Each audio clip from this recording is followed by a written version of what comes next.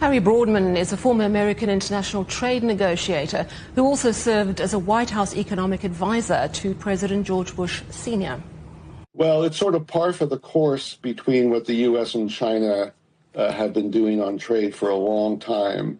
What's striking to me is they've ended this session on a handshake, which is unprecedented for Chinese and U.S. relations, and it certainly, leaves aside the fact that they're both members of the WTO, and there are systematic ways of, conjuring up agreements. This is not a serious agreement from my standpoint. Maybe there's more that meets the eye, but at this juncture, I don't see it.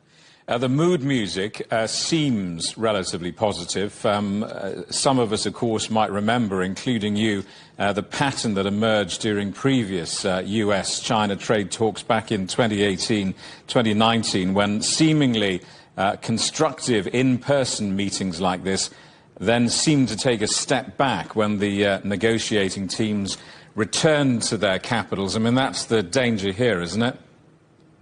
Yeah, and that's not unique to U.S. and China, but yes, I think the mood music always sounds really good, but then once they actually read the text, if there is a text beyond the handshake, then all of a sudden the music, turns to a different tune, and maybe it even goes silent. Who knows? But we don't have a lot to judge, I think, from what we've been told by either side at this point. The agreement obviously now hinges on leaders' approvals. What are the key considerations that might delay or even derail the implementation of this deal, such as it is from the US or the Chinese side? Well, the question is what will the Chinese actually do in terms of easing up on exports on rare earths, and what will the U.S. do in terms of providing more semiconductor chips to China? What are the pointers? What are the indicators? What are the targets? What are the quantitative targets that might have been agreed to? We'll export so and so much by this period of time, and we'll import this by so much another time. We don't know the details of that.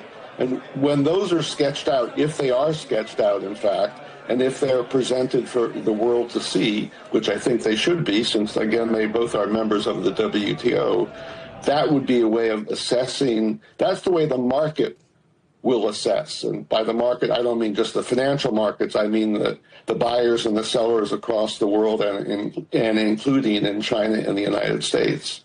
You have a long career in this field. You've witnessed various eras of US-China relations, from your time in the Bush administration to today. How does this chapter, how does this moment compare to past chapters?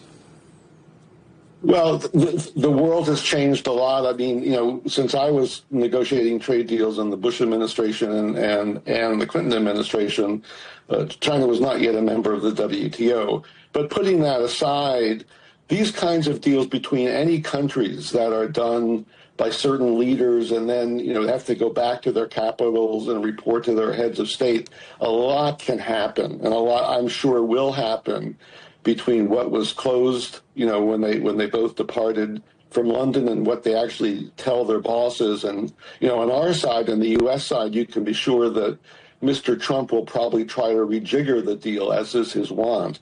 The Chinese, I think, would tend to be more stable. I'm sure that they spent a lot of time during these meetings talking to Beijing about what they would be willing to do, and what kinds of assurances, what kind of metrics can be put on the table. Whether they've gotten that far in this conversation, none of us knows, because there's nothing that's been written down that at least we've seen